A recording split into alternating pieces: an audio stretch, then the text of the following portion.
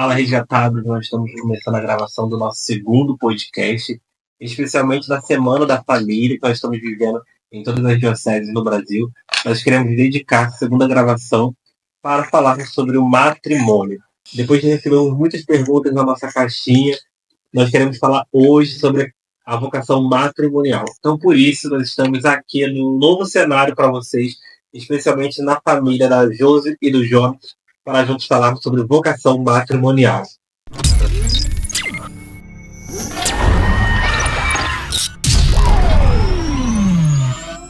Então, galera, nós estamos na casa do Jonas, da Josi. Muito obrigado por nos receberem nesse dia. E queremos que eles se apresentem para vocês também um pouquinho da vida deles, quem são eles, de onde eles são, como surgiram, como casaram, se encontraram, esse bolo todo aí desse matrimônio. Fala pra gente um pouquinho, Josi. Então, meu nome é Josi, como o Diego disse, né? Eu tenho 36 anos, sou da Paróquia São Simão e participo do grupo do Resgata Jovem, que pertence à Paróquia São Simão. Eu sou o Jonathan, eu também sou da Paróquia São Simão, lógico, né?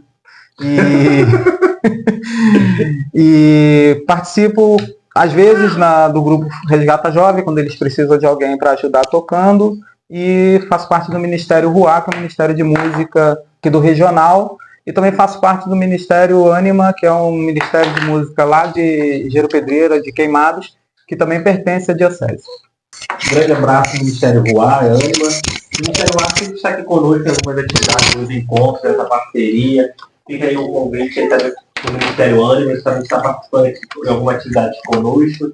E hoje, galera, a gente quer conhecer um pouco como vocês conheceram, como chegou aí nesse casamento, como foi o percurso, quem falou primeiro, de onde foi o primeiro olhar, quem primeiro chamou aí no contato?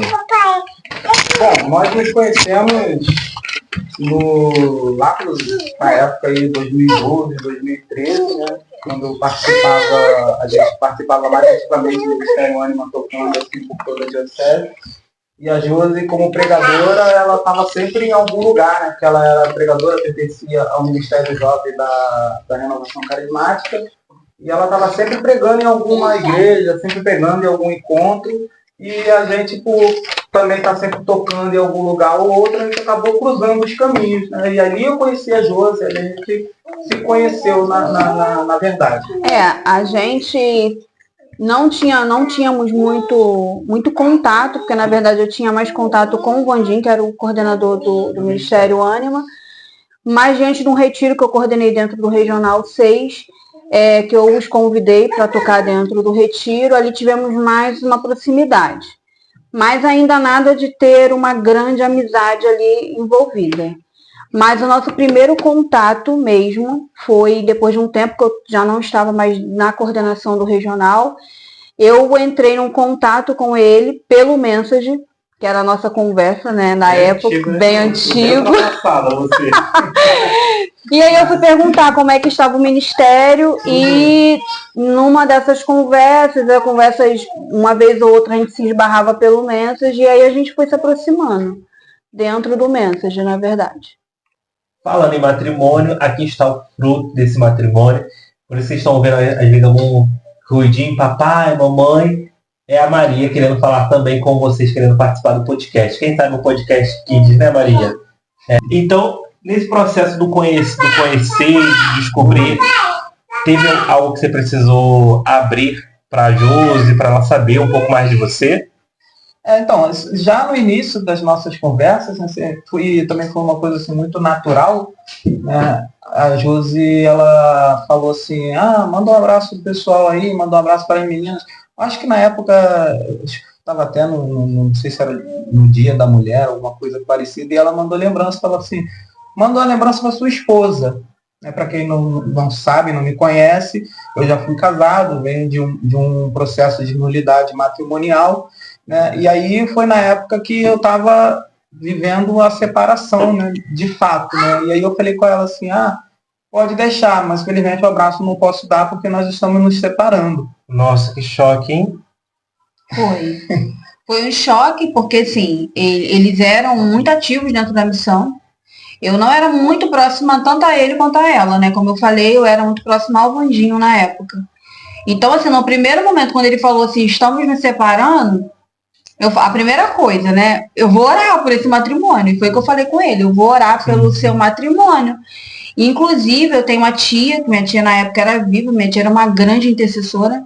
E aí eu falei, eu vou pedir pra minha tia também orar em prol do matrimônio de vocês. Exatamente, né? E aí a conversa continuou e tal. A gente, de vez em quando, se falava, de vez em quando conversava, e ela sempre perguntava, e aí, como é que tá? Como é que vocês estão? E tal, não sei o quê.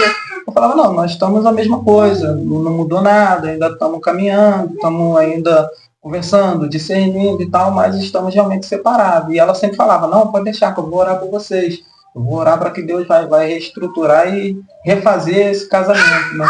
Mas infelizmente não foi assim da vontade de Deus. O casamento anterior acabou realmente caindo para o lado da nulidade matrimonial e eu acabei realmente me separando de fato da minha ex-esposa. E é claro, Josi, assim, tendo ali na frente da mensagem, a gente tem uma força, algo que nos motiva, você tá ali, não quer, às vezes parece que você ficou triste com aquela mensagem e tal. E pra Josi, assim, no secreto, como foi descobrir, assim, foi um balde, assim, caiu uma água bem gelada, assim? Então, como ele falou, foi algo muito natural. Porque quando eu comecei a conversar com ele, de fato eu não tinha interesse nenhum por ele, né? Nenhum. Depois de um tempo, ele me fez um convite. Nesse convite foi o convite que ele me assustou, né? Porque eu falei assim, nossa, ele já tá levando pro outro lado, já não é mais o lado da amizade. Pô, Barão, vai com calma. Exatamente, o Barão vai com calma. E aí eu me afastei e sumi.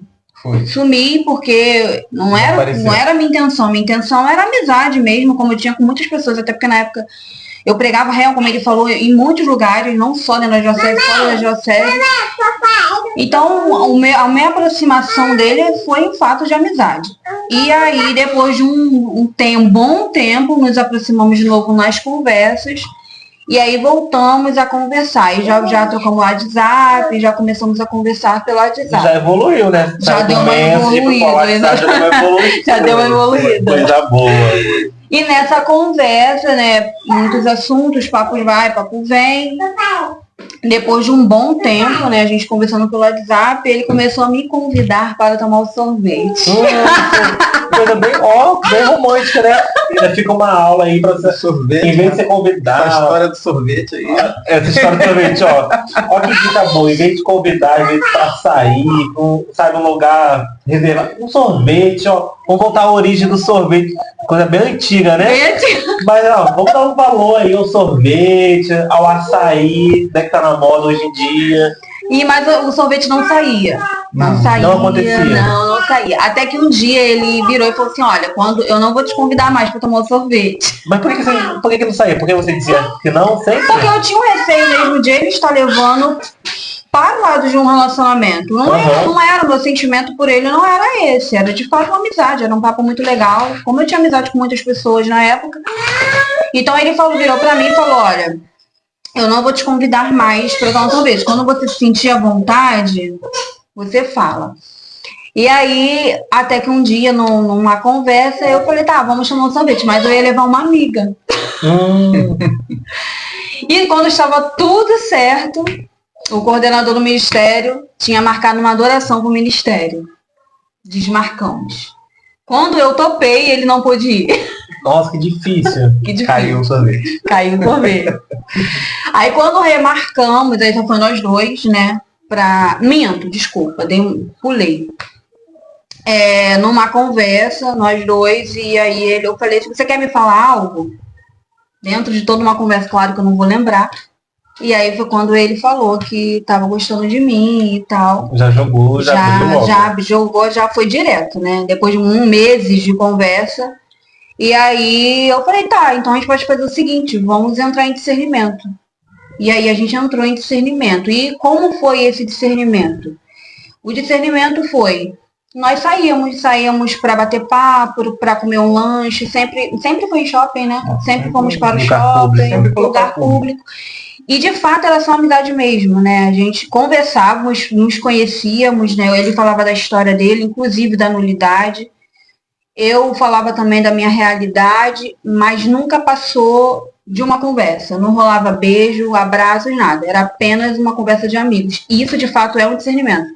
É se conhecer antes de se relacionar. Porque muitas pessoas se frustram dentro do relacionamento porque não tem esse processo de amizade antes de conhecer um ao outro. Então foi assim que começou. É muito importante a gente falar, porque as pessoas hoje já estão pulando etapa, né? Exatamente. Já estão, se conhecem, adicionam as redes sociais, quando vai ver já estão alugando casa, morando. Exatamente. E a gente tem família, acaba tendo famílias desestruturadas. Não que o aluguel seja a família desestruturada, né? Mas o conhecer, o amadurecimento, né? Às vezes você sai da casa dos seus pais, as pessoas às vezes não têm um trabalho, não estudaram, não construíram nada, não tem nada construído em conjunto, né?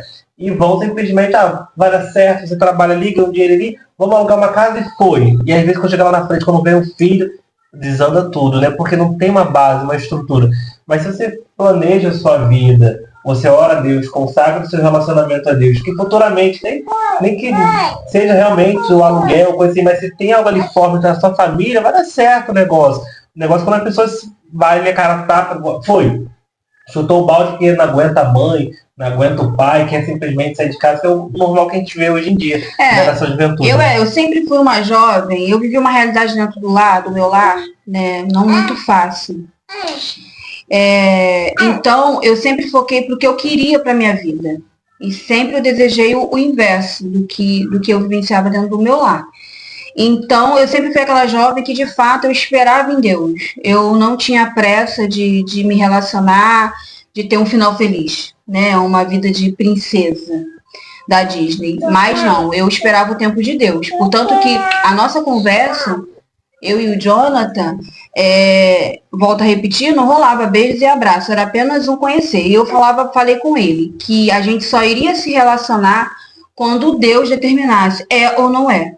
E aí o dia chegou, né? E aí eu chamei ele no WhatsApp, inclusive eu estava de plantão, eu trabalhava no hospital na época, e eu falei com ele, olha, Deus falou.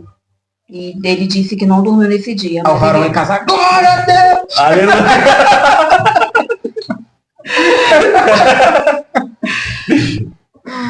Então, ele falou que nesse dia nem dormiu, mas é mentira. Ele dormiu muito bem. Mas feliz. Os anjos, né? Feliz, claro. Ele dormiu feliz. Daí a parte que ele pode, né, falar como foi receber essa notícia da pessoa que... Então, a essa altura, nós já estávamos gostando um do outro, assim, pelo menos gostando da pessoa, gostando da personalidade, a gente já estava se conhecendo, estávamos saindo, estávamos trocando muitas ideias, não ficava só naquelas conversas que a gente tinha quando saía, ficava também pelo WhatsApp, conversava bastante e tal, e aí nós já tínhamos um sentimento mútuo, né, que poderia, né, vir a ser, né, esse namoro, poderia vir a ser essa questão do namoro. E aí nós começamos, né, de fato, a estruturar essa vida de namoro, essa vida de construir um relacionamento, né? E assim, foi muito legal, porque para mim foi uma experiência totalmente diferente do que eu já tinha vivido, né? Mesmo porque são pessoas totalmente diferentes também, né? De gostos diferentes, de atitudes diferentes, de jeitos diferentes. E assim, para mim, no início me trouxe um pouco de estranheza, mas que depois que eu me acostumei, eu falei assim, cara, estou vivendo uma situação muito bonita e legal, né? E assim, acreditando que era aquilo que Deus tinha reservado, né, no final para mim. Com certeza. E, Jonathan, eu fiquei muito feliz em ter somente a sua experiência de participar, porque eles mandaram um questionamento, né, lá no Instagram, falando sobre nulidade da igreja, né? É um assunto que a gente não vê muitos padres falarem, né, nas missas, até porque não é um local para isso, né? Mas não é um assunto muito aberto na igreja. E vendo o avanço do relacionamento de vocês, né, para as pessoas possam entender, né, em qual momento se deu a nulidade, vocês se conheceram após desse processo, como foi a abertura desse processo, o caminho a ser gerado, né, porque a gente não, é difícil, né, realmente a gente ter pessoas para orientar, né, acerca desse processo dentro da igreja, até porque não são todos os padres, né, que são advogados eclesiásticos para dar orientação. Dentro de diocese, às vezes só tem um padre, ou às vezes não tem padre para isso. Então, como foi o seu processo de nulidade para que vocês chegassem, né, até a começar um relacionamento com a Josi? Então, eu não conhecia o processo de nulidade, né, assim, quais só eram as vias que poderiam me dar essa questão do processo de nulidade. Eu comecei a conhecer, né, um curso de teologia que eu fiz, e aí foi dada uma aula sobre essa questão da nulidade matrimonial. Nessa época, eu ainda era casado com a minha ex-esposa, e para mim foi uma aula normal, né? Quando houve nossa separação, aí foi que eu fui buscar mesmo um entendimento, falar assim, será que o meu caso ele se encaixa na situação de nulidade matrimonial? Por quê? Não é todo tipo de separação, não é todo tipo de afastamento que pode vir a ser uma razão para a nulidade matrimonial. Existem vários fatores que podem levar à nulidade matrimonial. Então eu procurei um padre que foi meu professor e ele era advogado eclesiástico. Então conversei com ele, expliquei toda a situação desde o início, como ocorreu a fase do namoro, noivado, casamento, como é que era a nossa relação, o que desencadeou a separação. Tive que explicar tudo para ele, não só explicar, tive que fazer uma carta e botar tudo em uma carta para poder ser anexado ao processo que ele ia entrar junto ao Tribunal Eclesiástico. Para quem não sabe, aqui na Diocese do Rio de Janeiro, na Arquidiocese do Rio de Janeiro, existe um Tribunal Eclesiástico e as dioceses fazem os processos, né, e levam para lá. No meu caso, não foi feita pela Diocese de Nova Iguaçu, eu fiz direto com esse padre que era um advogado eclesiástico e ele deu entrada direto lá na Arquidiocese para mim. E aí, o processo, né, desencadeou de uma forma que acabou terminando na nulidade matrimonial. Porém, nem tudo é motivo para a nulidade matrimonial. Entende? E, graças a Deus, né, no meu caso, eu acabei sendo feliz, porque acabou como uma nulidade, mas existem casos de pessoas que, infelizmente, não conseguem, né? E aí a gente volta naquela situação, né? Quais são os fatores? Existem muitos fatores. Ser obrigado a casar. Por exemplo, o rapaz foi lá, engravidou a menina, e aí o pai e a mãe forçaram ele a se casar com ela. Mas, na verdade, eles não se amavam. Por quê? O pilar do relacionamento, o pilar principal é o amor. Se não houver amor, aquele relacionamento ele é nulo desde o início. Então esse é um dos motivos que, não vou falar que é com certeza, mas que podem vir a gerar uma nulidade matrimonial. E assim, a nulidade matrimonial não pode ser confundida com a anulação do casamento. Por quê? A anulação do casamento, ele dá uma ideia de que aquele casamento ele foi válido e que a gente anulou aquela validade. Não. A nulidade matrimonial, ela diz o seguinte, que aquele casamento ele foi nulo desde o início, ele nunca existiu. E por o fato de ele nunca ter existido, aí existe é por isso que existe todo um processo em termos, né, judicial dentro da Igreja Católica, né, no caso dentro do Tribunal Eclesiástico, para que seja aprovado que realmente aquele casamento, apesar de ele ter acontecido, apesar de ter havido sim dos dois lá perante o padre e perante a Assembleia, ele de fato, desde o início, ele foi nulo, ele não existiu. Então, assim, as pessoas elas precisam, primeiro, procurar dentro da paróquia dela, dentro da comunidade, com o padre que ela conhece, que ela tem ali confessa, que ela tem aconselhamentos e visitas pastorais, quem é o padre da diocese, quem são os padres ou quem é o padre responsável por essa parte do Tribunal Eclesiástico de nulidade matrimonial. Porque normalmente, como você disse, tem um ou mais padres, dependendo do tamanho da diocese, um ou mais padres que podem estar ajudando nessa parte de nulidade matrimonial, que eles redigem, fazem o processo e levam para cima, né, para que seja feita na arquidiocese. E quanto tempo durou esse processo? Durou cerca de 2 anos. 2 anos. 2 anos, mais ou menos. Desde quando eu entrei no processo até a sair a sentença, né? Porque nesse inteirinho, além de fazer todo o processo, ter que escrever carta, ter que fazer a minha parte da entrada, do padre lá, no caso, ele é advogado eclesiástico, de ir lá no tribunal da entrada, ainda tem ação de testemunhas, eu tive que arrolar pessoas que eram conhecidas, amigas, né, claro, pedindo autorização deles, perguntando se eles podiam ser testemunhas, para ajudar no processo e provar que aquele casamento ele foi um casamento que nunca existiu, que foi um casamento nulo. Então, nesse tempo todo, entre da entrada, tomar o testemunho de todas as pessoas, depois o meu, depois o dela, depois os padres, os juízes eclesiásticos se reunirem para tomar uma decisão, no total de tempo foi uns 2 anos. A gente pode ver que é um processo normal, né? Assim, sim, só que com base na doutrina da igreja. Isso, exatamente. Daquilo que a igreja católica, né?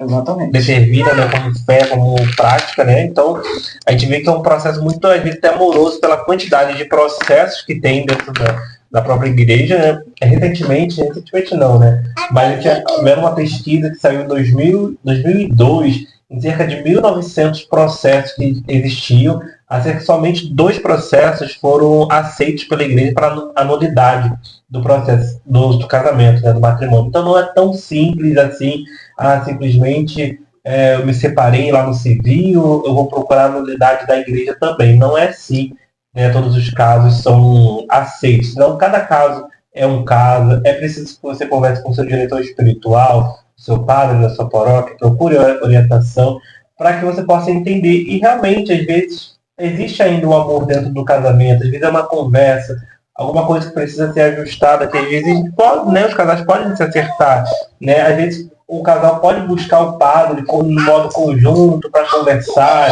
para rever se a própria situação não chegar, né, a esse ponto de pedir a nulidade do casamento, se for o caso, né? Exatamente. Apesar de ter passado por isso, de ter vivido isso, de ter essa experiência, né, quando eu tenho a oportunidade de aconselhar algum casal que está passando por uma situação de dificuldade, de separação, a última coisa, a última opção que eu apresento para eles, e muitas vezes eu nem apresento, acaba vindo, né, essa opção para mim, para que eu possa dialogar com eles a respeito, é sobre a nulidade. Porque a primeira coisa que eu falo é, você precisa reconstruir o seu casamento, você precisa parar com essa pessoa, orar, ver se vocês realmente tenham uma chance de continuar junto, pedir a Deus para refazer o seu matrimônio, pedir a Deus para reconstruir o teu amor por ela, ou o amor dela por você, para que você possa reestruturar e refazer o seu matrimônio. Por quê? A separação, o divórcio, a separação, ele é a quebra daquilo que Deus instituiu desde o início do Éden. Então, assim, eu não aconselho isso para ninguém, né? É a última coisa, é a última instância. Não tem jeito mesmo, não dá, não sei o quê. Aí a pessoa fala, não, mas aconteceu isso, a gente viveu assim e tal, não sei o quê. Será que não cabe nulidade? Não sei o quê. Eu falo, vamos ver. Conta a história, que de repente eu não sou advogado eclesiástico, mas eu vivi a experiência, eu posso ver se de repente eu te ajudo em alguma coisa. Dá para caminhar alguma coisa. De repente eu posso te indicar uma pessoa, um advogado, para você ver com ele se dá para fazer. Mas é a última opção. Ela tem que ser sempre a última opção. Por quê? A primeira opção sempre tem que ser a busca pela reconstrução do matrimônio.